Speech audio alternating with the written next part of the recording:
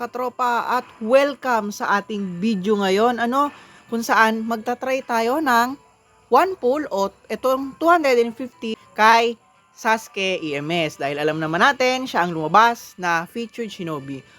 Medyo natutukos ako mag-draw kasi dahil at some point in the past pinlano ko siyang i-build up bagamat medyo hindi pa ako maalam nun at wala naman akong EX ult niya nun, akala ko sapat na yung ultimate kaya binild up ko siya noon pero hindi ko din naman nagamit later on dahil hindi man ako full kit sa kanya at wala naman talagang sense yung kit niya noon dahil sobrang outdated na so tatry lang natin may isa pa kasi akong dahilan so nakuha ko na yung 3 free tickets at ito yung summon ko.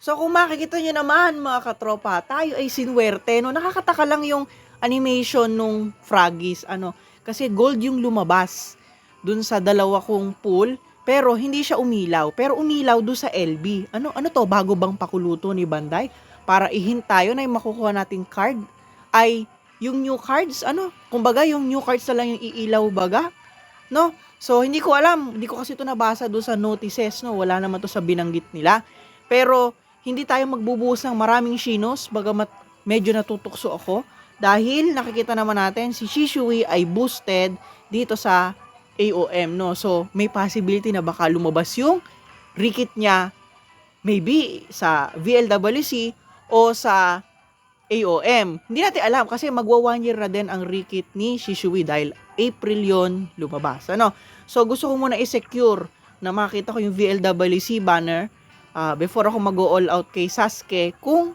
hindi talaga lalabas si Shishui o at least yung AOM banner pero for now 250 Shinos muna tayo so I want to continue what I've got in the tickets so we will pull this 250 without further ado. Ito na po, excited ako guys kasi nakuha ko yung LB, grabe kahit hindi ko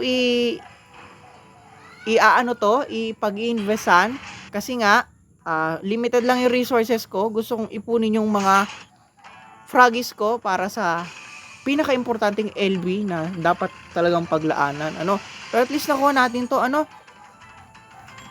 So, ito na po yan, no. Uulitin ko, wala po akong EX ult ni Sasuke.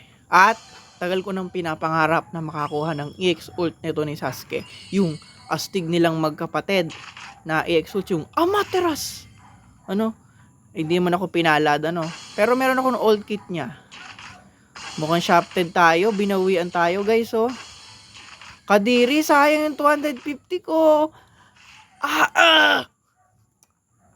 Hype na hype pa naman ako, guys.